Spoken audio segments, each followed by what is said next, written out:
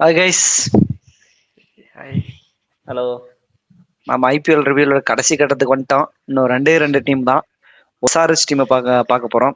So SRH வந்து ஒரு எப்படி சொல்றதுன்னா ரொம்ப ஒஸ்டா பெருசா இது வரைக்கும் பண்ணதில்லைன்னு நினைக்கிறேன். அந்த கேன் வில்லியம்சன் இருக்கும்போது கேப்டன்ஷிப் இருக்கும்போது தான் கொஞ்சம் ஒரு 9th பொசிஷன் அந்த மாதிரி வந்துட்டாங்க. பட் ஒரு எப்பவுமே ஒரு டீசென்டான டீமா இருப்பாங்க. ஒரு குவாலிஃபையர் வரைக்கும் வருவாங்க.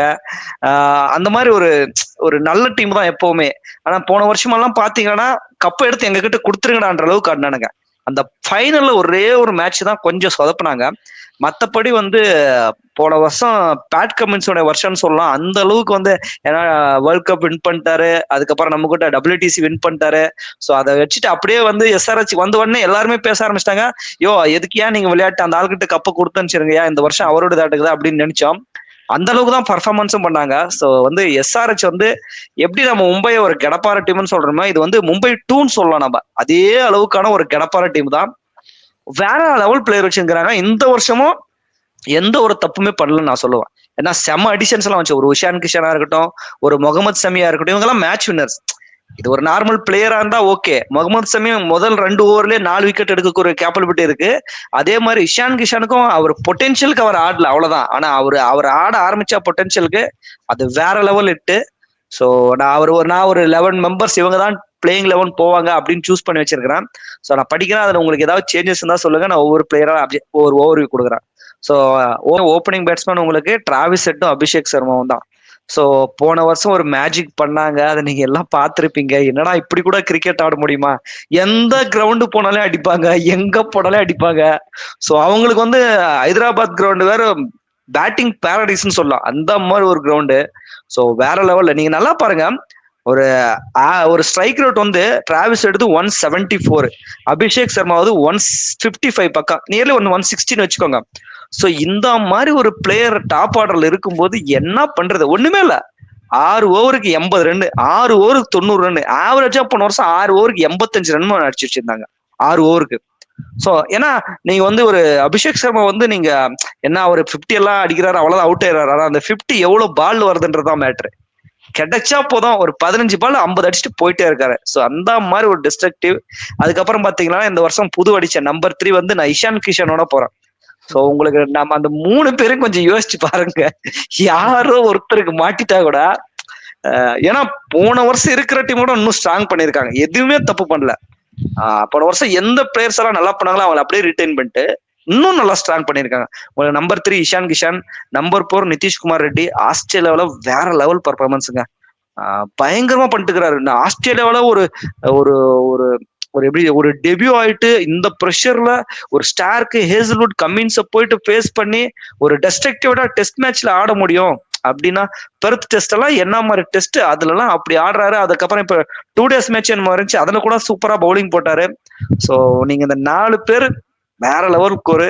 அதுக்கப்புறம் நீங்க நம்பர் 5ல top class batsman Heinrich Klaasen. இதுல யாரையாவது நீங்க 5 பேரையும் விட்டாலே 5 பேரும் 20 கோடிக்கு போற அளவுக்கு ஒரு கேப்பபிலிட்டி பிளேயர்ஸ் ஒரு நல்ல ஃபார்ம்ல இருக்கும் போது. சோ உங்களுக்கு டாப். அதுக்கப்புறம் பாத்தீங்கன்னா நம்பர் 6ல வந்து நான் ஒரு அடிஷனா ஜிடி பிளேயர் லாஸ்ட் இயர் அங்கதான் இருந்தாரு, அபினவ் மனோகர்னு ஒருத்தர் ஆட் பண்றேன். ஏன்னா அவர் நல்ல பிளேயர், அவருக்கு நிறைய சான்ஸ் கிடைக்கல. அவர் ஆவரேஜ் வைஸ் பாத்தீங்கன்னா ஒரு 17, 18 தான் வச்சிருக்காரு. ஒரு ஸ்ட்ரைக் ரேட் 130+ வச்சிருக்காரு. ஒரு இந்த மாதிரி ஒரு இப்போ லாஸ்ட் இயர் ஃபைனல்ல வந்து குயிக் விக்கெட்ஸ் ஆயிட்டதுனால தான் அவங்களால ஹோல்டு பண்ண முடியல மேட்ச்ல. ஏன்னா டக்குன்னு விக்கெட் வந்துருச்சு. ஒரு 20-25 4-5 விக்கெட் விட்டு உடனே அவங்க அப்படியே வந்துட்டாங்க. இந்த மாதிரி அபினவ் மனோகர் மாதிரி ஒரு 130 ஸ்ட்ரைக் ரேட்ல இப்படி கொஞ்சம் நகர்த்திட்டு போற பிளேயர் கிடைச்சா it's a very good addition. அதுக்கப்புறம் பவுலிங் வந்து சொல்லவே தேவையில்ல. பேட் கமின்ஸ், முகமது சமி, ஹர்ஷால் பட்டேல், ராகுல் சகார், ஆடம் ஜம்பா. இதுல வந்து யாருமே 9க்கு மேல எக்கனாமிக் இல்லைங்க. யாருமே 9க்கு மேல எக்கனாமிக்கே கிடையாது. எக்கனாமிக் ரேட் வந்து எல்லாருமே ராகுல் சகர் 7.7, ஆடம் ஜோ வந்து 7.74, ஹர்ஷால் 8.7, பேட் கமின்ஸ் உங்களுக்கு 8.75, முகமது சமி 8.6, எல்லாருமே 8.5 அவ்வளவுதான்.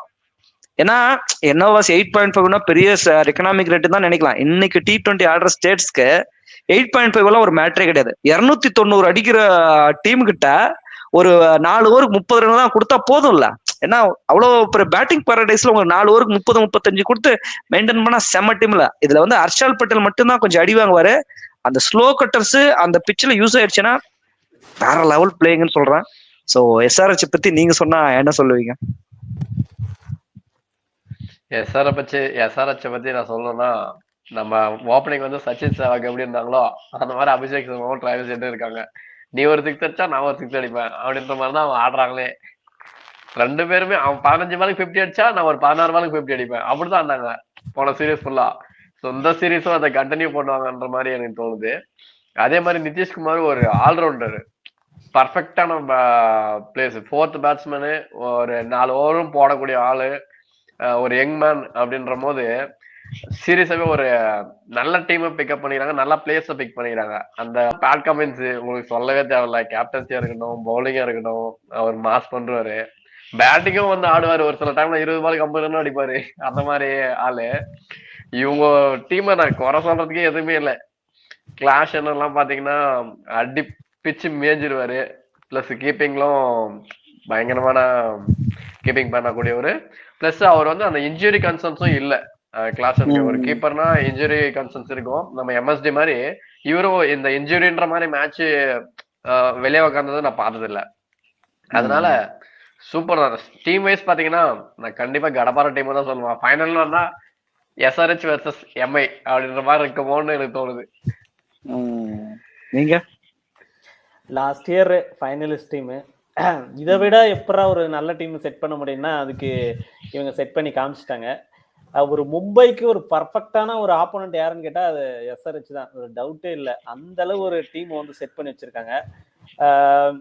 எப்படி பாத்தீங்கன்னா ஒரு பேட்டிங்கா இருக்கட்டும், இல்ல ஒரு ஆல்ரவுண்டரா இருக்கட்டும், ஒரு பவுலரா இருக்கட்டும், எல்லாத்துமே வந்து ஒரு பர்ஃபெக்டான ஒரு காம்பினேஷன்.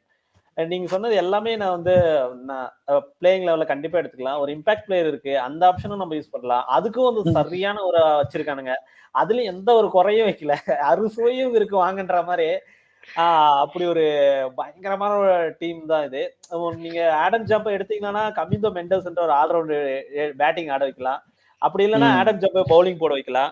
இல்ல வந்து இன்கேஸ் ஹர்ஷல் பட்டேல் சொதப்புனாக்க அவரை டிராப் பண்ணிட்டா கூட ஜெயதேவ் உடன்கட்டு வச்சுக்கலாம். ஒரு பேட்டிங் வந்து நம்ம வந்து வேற ஒரு பிளேயர் 10 பேரை கூட ஆடலாம். யாராவது ஒருத்தங்க ஃபார்ம்ல இல்லைன்னா கூட ஒரு 10 பேரை வச்சு கூட ஆடலாம் அவனை. ஏன்னா ஒரு ஹெட் ஃபெயிலியர் ஆயிட்டா அந்த இடத்துக்கு வந்து இஷான் கிஷான் பண்ணலாம். இஷான் கிஷான் ஃபெயிலியர் நிதிஷ் ரெட்டி ஆடுவாரு. நிதிஷ் ரெட்டி ஃபெயிலியர்னா கிளாஷ் அபினவமான இந்த மாதிரி ஒரு பயங்கரமான ஒரு டெப்த் பேட்டிங் இருக்கு. இதுல வந்து யாராச்சும் ஒருத்தவங்க இல்லைனா கூட வந்து கண்டிப்பா வந்து மேட்சை வந்து வின் பண்ற எபிலிட்டி எல்லாருக்குமே இருக்கு. இந்த கண்டிப்பா வந்து அதான் மும்பைக்கு ஒரு ஈக்குவலான ஒரு பர்ஃபெக்டான ஸ்ட்ரென்த் இருக்கிற டீம் என்னன்னு பாத்தீங்கன்னா அது எஸ்ஆர்ஹெச் தான்.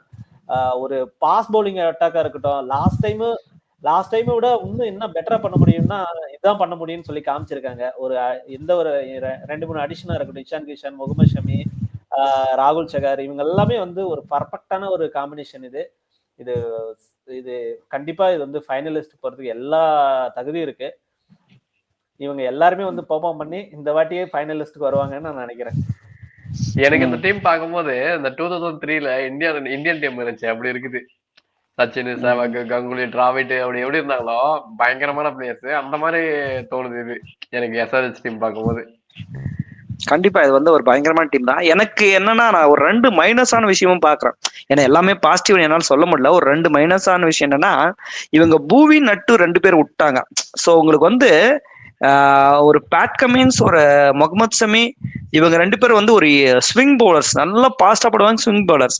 ஆனா உங்களுக்கு டெத்ல அடி வாங்குவாங்க. அது ஒரு விஷயம் இருக்கு. டெத்ல வந்து இவங்க அடி வாங்காம இருக்க மாட்டாங்க. டெத்ல கண்டிப்பா அடி வாங்குவாங்க. உங்களுக்கு வந்து ஹர்ஷல் பட்டேலும் டெத்ல பயங்கரமா அடி வாங்குவாரு. ஓகேங்களா? டெத்ல அடி வாங்குவாரு, ஆனா விக்கெட் விழும். ஸோ ஒரு 18 பால்ஸ்க்கு ஒரு 50 ரன்ஸ் சேவ் பண்ணோம்னா ஒரு காப்பாத்துற அளவுக்கு ஒரு நட்டு மாதிரி, ஒரு பூமி மாதிரி ஒரு பவுலர்ஸ் இல்ல அப்படின்றது எனக்கு ஒரு மைனஸா தெரியுது. ஏன்னா நீங்க வந்து முகமது ஷமி சூப்பர் பிளேயர் தானே, அவர் டெத்ல கொஞ்சம் அடி வாங்குவார். அது எப்பவுமே நான் பாக்குறதா. பேட் கமின்னு சொல்லவே தவிர டெத்ல அடி வாங்குறாரு. ஹர்ஷல் பட்டேல் அந்த மாதிரி தான். ஸோ இப்படி பார்க்கும்போது டெத் பவுலிங்கு உங்களுக்கு கொஞ்சம் அது இல்ல அப்படின்ற மாதிரி ஒரு ஃபீல் ஆகுது. பட் அதை ஓவர் கம் பண்ணா சூப்பரா இருக்கும்னு நினைக்கிறேன். அதே மாதிரி செகண்ட் என்னன்னா இல்ல பேட்டிங் வந்து ஒரு விஷயம் சொல்றேன். நீங்க டெத் பவுலிங் வீக்கா இருக்கு, அப்புறம் வந்து ஒரு ரிப்ளேஸ்மெண்ட் இல்லைன்னு சொல்றீங்க. நீங்க எவ்வளவு ரன்னாலையும் போட்டு கொடுங்க, நாங்க அடிக்கிறதுக்கு ஆள் வச்சிருக்கோம்ல. அது கரெக்ட் தான். இப்ப 300 கூட போடுங்க, 300 கூட ரன் கூட போட்டு கொடுங்க. நீங்க அது வந்து நீங்க சேஸ் பண்ணா சொல்றேன், சேஸ் பண்ணா ஓகே. நீங்க அவங்க சேஸ் பண்ணா அதுதான் நாங்க அடிக்கிறதே 250 பிளஸ் தானே. இல்ல அதுதான் சொல்றேன். இப்ப ஒரு நல்ல ஒரு இப்ப கடப்பார டீம் மும்பை மாதிரி ஒரு டீம் கிட்ட காட்டினா ஃபைனல் இந்த மாதிரி மறுபடியும் சொதப்பனா ஆயிடுமோ அப்படின்னு சொல்ல வரேன் நானு. ஓகே ஓகே, ஃபைனல்ல போனா அங்க சுச்சுவேஷனே வேறதான். மேபி நீங்க சொல்ற மாதிரி நடக்கிறதுக்கு வாய்ப்பு இருக்கு. இல்ல நாட் ஒன்லி ஃபைனல், அந்த ஒரு ஒரு டெத் ஓவர் கவர் பண்ற மாதிரி ஒருத்தர் இல்லையோ அப்படின்னு நான் நினைக்கிறேன்.